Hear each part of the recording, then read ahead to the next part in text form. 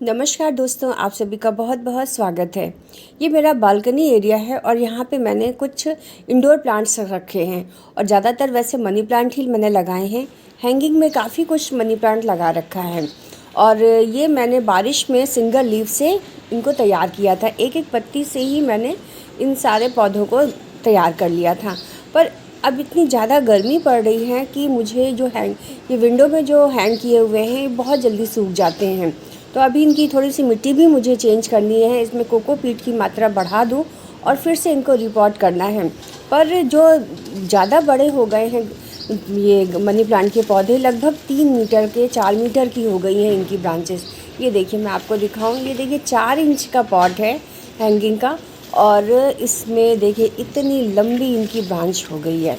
तो जितना बड़ा पौधा होगा वो उतनी ही ज़्यादा पानी की उसकी मात्रा बढ़ जाती है।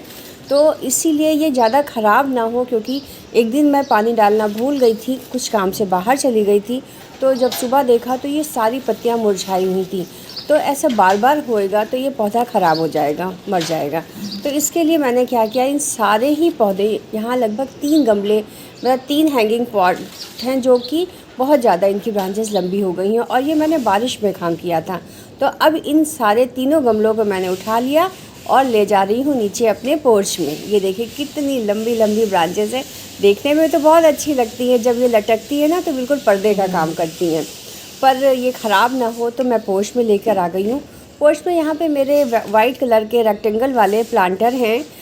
लगभग ये 24 से 25 इंच इनकी लेंथ होगी और विड्थ तो लगभग, क्या ही बताऊँ मैं, विड्थ होगी लगभग 6 इंच की, 7 इंच की। तो इसी में ही मैं इनमें लगा दे रही हूँ। तो मिट्टी पहले से तैयार है, कंपोस्ट मिली हुई है और इसमें मैंने जो स्टिक लगा रखी है, मॉस स्टिक मैंने घर पे ही बनाई थी।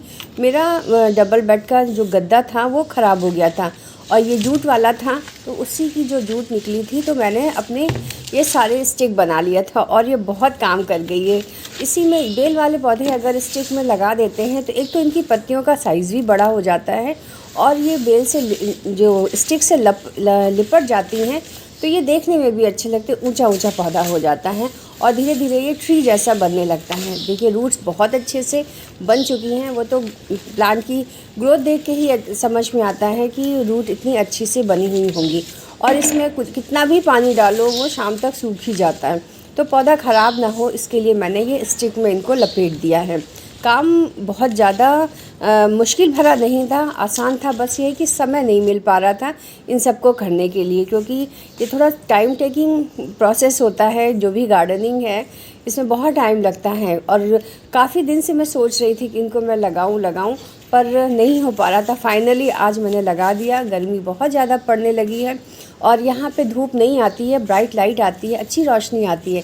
इस तरह से मैंने एक एक ब्रांच को इस तरह से लपेट दिया है और ये अब इनकी ग्रोथ अच्छी हो जाएगी।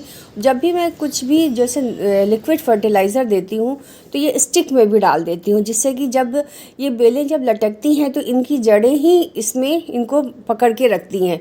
तो स्टिक में अगर कुछ पोषक तत्व मिल जाएंगे तो मनी प्लांट को ग्रोथ मिलेगी और ये वहीं से ही अपनी डेवलपमेंट शुरू कर देते हैं और जो पत्ती का साइज़ भी होता है ना वो भी धीरे धीरे बढ़ने लगता है। इस तरह से ये मेरा काम हो गया है। 2 पॉट तो मैंने लगा दिए हैं, तीसरा ये बचा हुआ है। तो यहाँ पे बड़े बड़े गमले भी मैंने लगा रखे हैं जिसमें मनी प्लांट को मैंने ऊपर के लिए टांग रखा है कि इसमें मतलब ये मेरा एरिया है, इसको मैं घना घना करना चाह रही हूँ।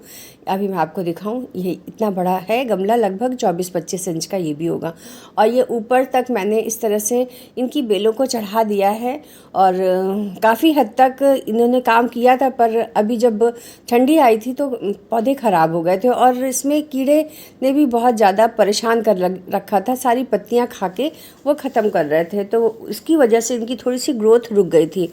पर अब सब ठीक हो गया है। ये मैंने जूट की रस्सी बांधी है और इसकी जो बेल है मैं इसी में चढ़ा दूंगी और धीरे धीरे ये ऊपर चढ़ते चले जाएंगे।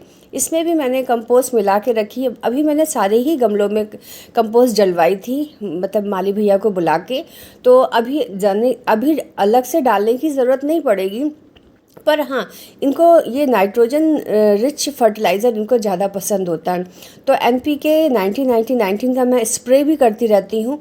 और जो कच्चा दूध होता है, जो हमारे यहाँ दूध आता है, 1 लीटर पानी में लगभग 4 चम्मच इस मिला करके और इनका स्प्रे करेंगे तो वो भी बहुत अच्छा न्यूट्रिशन का काम करता है, कच्चा दूध भी। और गर्मी है तो इसमें ज़्यादा फर्टिलाइज़र की ज़रूरत नहीं पड़ेगी, सिर्फ पानी का ध्यान रखना है। पानी बराबर पड़ा होना चाहिए, मतलब इसकी मिट्टी हमेशा मॉइस्ट रहनी चाहिए, भीगी होनी चाहिए। इस तरह से ये मेरा काम हो गया।